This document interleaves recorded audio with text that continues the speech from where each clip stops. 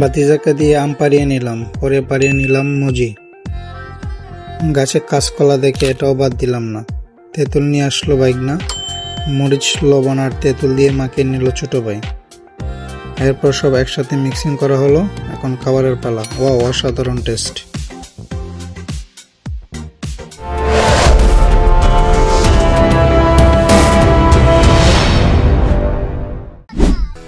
Hello everyone, আসসালামু আলাইকুম। আসছিলাম ডিপে গোসল করার জন্য, তো ডিপ বন্ধ দেখা অনেকক্ষণ বসে রয়েছি এখানে।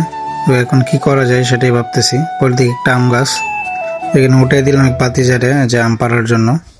তো অল্প একটা আম পেড়ে নিয়ে নিলাম যে আম ভর্তা খাবো। তো দেখতে পারতেছেন অনেকগুলো আম এখানে। তো যাওয়ার পথে চিন্তা করলাম আর কি করা যায় আমের সাথে। পরে ভাবলাম যে সাথে কলা, মুজি প্লাস হচ্ছে অন্যান্য যা টক জাতীয় আছে সবই দেওয়া যায়। তো যাওয়ার পথে একটা কলা গাছ পেলাম, কিন্তু কলার গাছটা অনেক লম্বা, যে কারণে পারা যাইতেছে না। ভাবলাম যে সামনে আরো গাছ আছে, এখান থেকে নিব। তো এখানে আমার ছোট ভাইরে উঠাই দিলাম গাছে, কাঁঠাল গাছে মুজি পাড়ার জন্য। তো মুজি পেরে নিয়ে আসলো। ওইখানে দেখলাম কারবাঙ্গা গাছ, কিন্তু কারবাঙ্গা নেই। তো কারবাঙ্গার সিজন না এখন।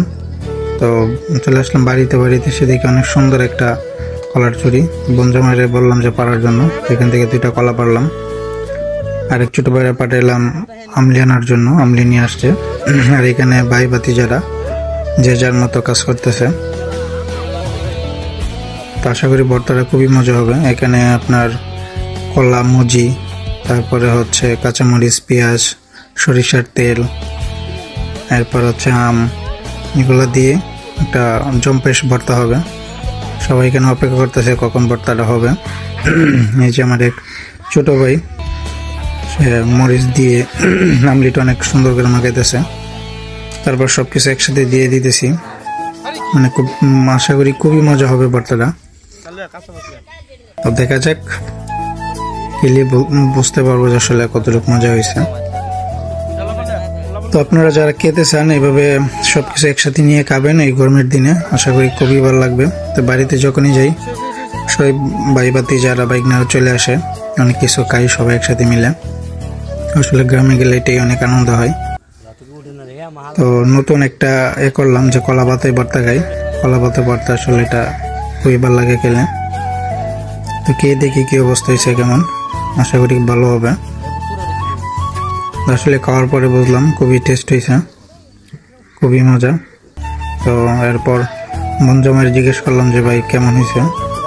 বঞ্জমাই বললো আসলে খুবই মজা হয়েছে, কিন্তু আমার যে বাগনি আছে ও বলতেছে মজা হয় না, কিন্তু সে খুবই খাইতেছে। ভাই কেমন লাগতেছে?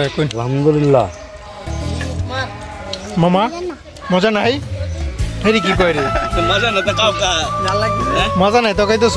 এই হলো অবস্থা আর কি। তো আশা করি পরের ভিডিওতে দেখতে পারবেন। সাথেই থাকুন, পেজটি ফলো দিয়ে রাখুন। আল্লাহ হাফেজ।